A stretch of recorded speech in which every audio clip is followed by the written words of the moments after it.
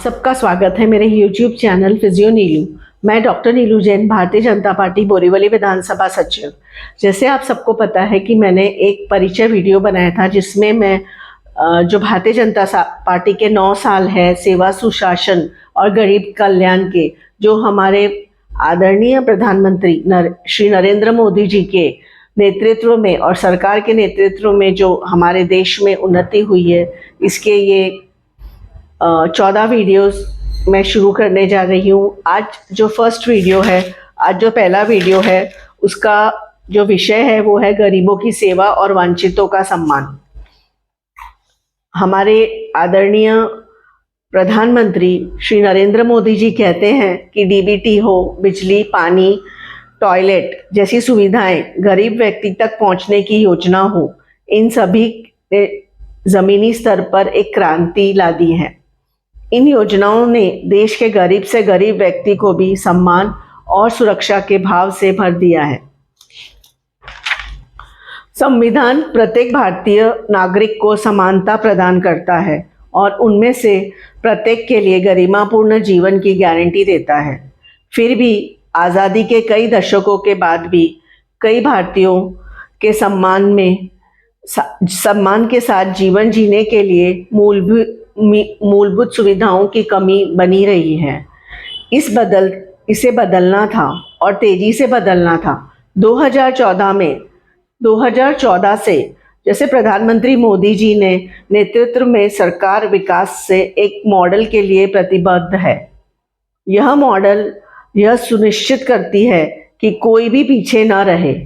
ऐसा विकास जो न केवल कुछ चुनिंदा लोगों के लिए बल्कि सभी लोगों के लिए पीने का पानी, बिजली कनेक्शन, स्वास्थ्य सेवा, शौचालय, एलपीजी सिलेंडर, शिक्षा और वित्तीय समावेश जैसी बुनियादी सुविधाओं की गारंटी देता है। आदरणीय श्री नरेंद्र मोदी जी के सरकार ने पिछले 9 वर्षों में प्रत्येक भारतीय को सशक्त बनाने के लिए कई कल्याणकारी योजनाओं को लॉन्च और कार्यान्वित किया है। इस तरह से त्वरित सशक्तिकरण के परिणाम मुद्रा योजना और स्टैंड अप इंडिया जैसे कार्यक्रम में देखे जा सकते हैं। मुद्रा योजना के तहत दिए गए 40 करोड़ लोन में से आधे से अधिक अनुसूचित जनजातियों और पिछड़े वर्गों के उद्यमियों को दिए गए हैं। यह न केवल व्यक्तियों को सशक्तिकरण की शुरुआत कर रहे हैं बल्कि पारंपरिक रूप से उपेक्षित समुदायों को सशक्त बनाने का एक साधन भी है।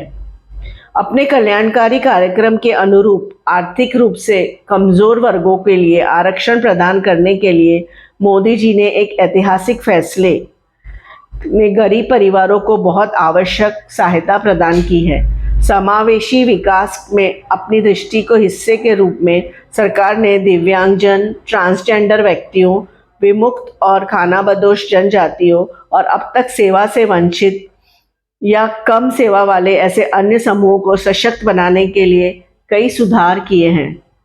सामाजिक न्याय के लिए सरकार का संकल्प चिकित्सा शिक्षा में अखिल भारतीय कोटे की सीटों पर अन्य पिछड़े वर्ग EWS के लिए आरक्षण को लागू करने के लिए अपना निर्णय में स्पष्ट था। यह सुनिश्चित करते हुए इन समूहों को छात्र भी किफ़ायती सरकारी कॉलेजों में डॉक्टर बनने की आकांक्षा रख सकते हैं। इसी तरह नमस्ते योजना के तहत सरकार का लक्ष्य असुरक्षित सीवर और सेप्टिक टैंक सफाई की प्रथाओं को खत्म करना है ताकि सफाई कर्मचारी सम्मान का जीवन जी सके। आदरणीय प्रधानमंत्री मोदी जी के सरकार का एक अभिन्न अंग सामाजिक सशक्तिकरण के प्रतीकों को पहचानने का प्रयास रहा है। उदाहरण के तौर पे बहादुर आदिवासी सेनानियों के बलिदान को याद करने के लिए सरकार ने हर साल 15 नवंबर को भगवान बिरसा मुंडा की जयंती को जनजातीय गौरव दिवस घोषित किया है। इस तरह की मान्यता राष्ट्र निर्माण के योगदान को उजागर करके समुदायों के बीच गौरव का निर्माण करती है। सरकार के कल्याण संबंधी प्रावधान और गरीब उन्मूलन के प्रयासों को वैश्विक संस्थाओं की मान्यता मिली है। गरीबों और वांछितों की सेवा करना आदरणीय प्रधानमंत्री श्री नरेंद्र मोदी जी की सरकार का अंतर्निहित वादा रहा है। एक ऐसा वादा जो अंत्योदय के सिद्धांतों द्वारा निर्देशित है, जिसका अर्थ यह है कि विकास का लक्ष्य तब तक पूरा नहीं होता जब तक वह समाज के अंतिम व्यक्ति तक नहीं पहुंचता। जो मुख्य बातें हैं जो आंकड़ों से हम बता सकते हैं वो इस प्रकार से है। पीएम प्रधानमंत्री गरीब कल्याण अन्न योजना के तहत 80 करोड़ लोगों को मुफ्त अनाज मिला है। 11.88 करोड़ नल से जल कनेक्शन हुए हैं। प्रधानमंत्री आवास योजना के तहत 3 करोड़ से ज्यादा शहरी और ग्रामीण आवास बने हैं। स्वच्छ भारत के तहत 11.72 करोड़ शौचालयों का निर्माण हुआ है। पीएम स्वनिधि के माध्यम से 34.45 लाख रेहड़ी पटरी वालों को मिला है आर्थिक बल। मुद्रा योजना के तहत छोटे उद्यमियों को व्यापार बढ़ाने के लिए मिला करीब 39.65 करोड़ का लोन। राष्ट्रीय पिछड़ा वर्ग आयोग को संवैधानिक दर्जा मिला है। कोविड लॉकडाउन के दौरान 20 करोड़ महिलाओं के खातों में कैश ट्रांसफर हुआ है। स्टैंड अप इंडिया के तहत अनुसूचित जातियों और अनुसूचित जनजातियों को लाभार्थी 7,351 करोड़ रुपए से अधिक का लोन मिला है। वर्तमान में केंद्र में 60% मंत्री SC, ST और OBC के हैं। 2014 से पहले की तुलना में 5 गुना अधिक एकलव्य आवासीय विद्यालय स्वीकृति हुई है। 117 आकांक्षी जिले विकास के मापदंड पर आगे बढ़े हैं।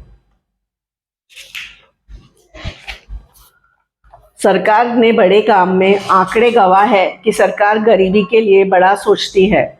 बीते 9 वर्षों के दौरान करोड़ों परिवारों को पहली बार सबसे ज्यादा बुनियादी सुविधाएं मिली है, जैसे 48.27 करोड़ जनधन खाते खुले गए हैं। 3 करोड़ से अधिक आवास प्रधानमंत्री आवास योजना हुए हैं। 25 लाख करोड़ रुपए अधिक सीधे लाभार्थियों के बैंक खातों में गए हैं। 9.6 करोड़ उज्ज्वला योजना LPG कनेक्शंस हुए हैं।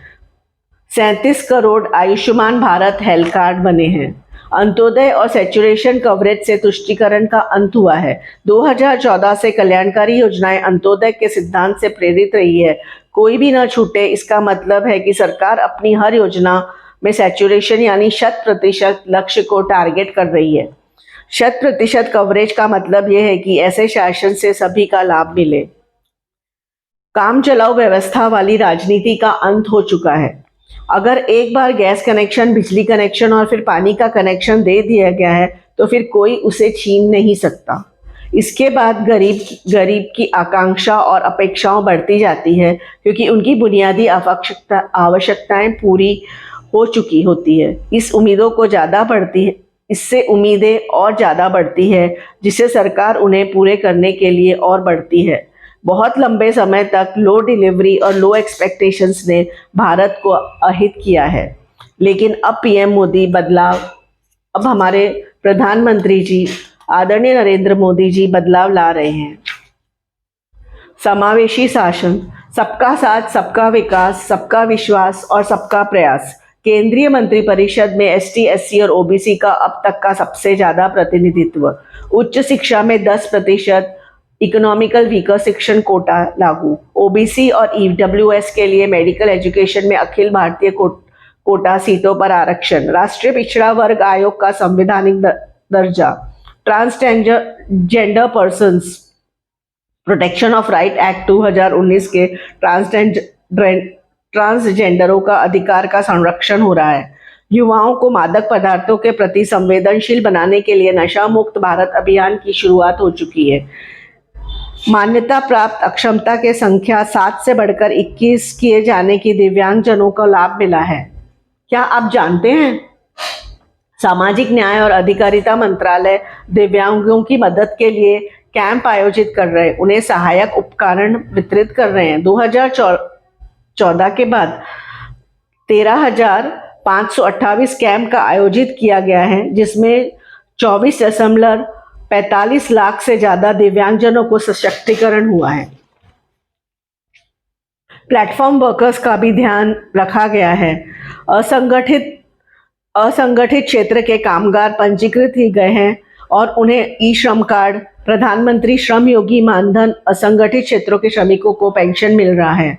रुपए 3,000 न्यूनतम पेंशन है, जो उन्हें 60 वर्ष की आयु के बाद मिलेगा। श्रमिकों के लिए कोविड-19 राहत कार्य 24% लोगों को 15,000 रुपए प्रति माह से कम वेतन वाले श्रमिकों को ईपीएफ खातों में भुगतान की गई है। मासिक मजदूरी का अनुपात मिला है। एंटरप्रेन्योरशिप से एम्पावरमेंट, पीएम स्वनिधि कार्यक्रम के तहत 34.45 लाख रेडी वालों को लोन मिला है। सामाजिक सशक्तिकरण के लिए प्रतीकों का पहचान, जैसे बिरसा मुंडा जी का जन्मदिन मनाया जा रहा है। इस प्रकार से जो गरीबों का सम्मान, गरीबों की सेवा और वंचितों का सम्मान में ये सब 9 वर्षों में बदलाव आया है। मैं आशा करती हूँ आप सबको मेरा ये वीडियो पसंद आया होगा। मैं धन्यवाद देना चाहती हूँ और बधाई देना चाहती हूँ आदरणीय प्रधानमंत्री श्री नरेंद्र मोदी जी को, आदरणीय गृह मंत्री श्री अमित शाह जी को, भाजपा राष्ट्रीय अध्यक्ष श्री जेपी नड्डा जी को, भाजपा महाराष्ट्र प्रदेश उप मुख्यमंत्री श्री देवेंद्र फडणवीस जी को, भाजपा महाराष्ट्र अध्यक्ष श्री चंद्रशेखर बावनकुले जी को, मुंबई अध्यक्ष श्री आशीष शेलार जी को, भारतीय जनता पार्टी उत्तर मुंबई खासदार आदरणीय श्री गोपाल शेट्टी जी, भारतीय जनता पार्टी बोरीवली विधानसभा मतदार संघ आमदार सुनील राणे जी, भारतीय उत्तर मुंबई अध्यक्ष गणेश खंकर जी को हमारे साथ जुड़े रहने के लिए धन्यवाद। कृपया चैनल को लाइक करें, सब्सक्राइब करें और शेयर करें। धन्यवाद।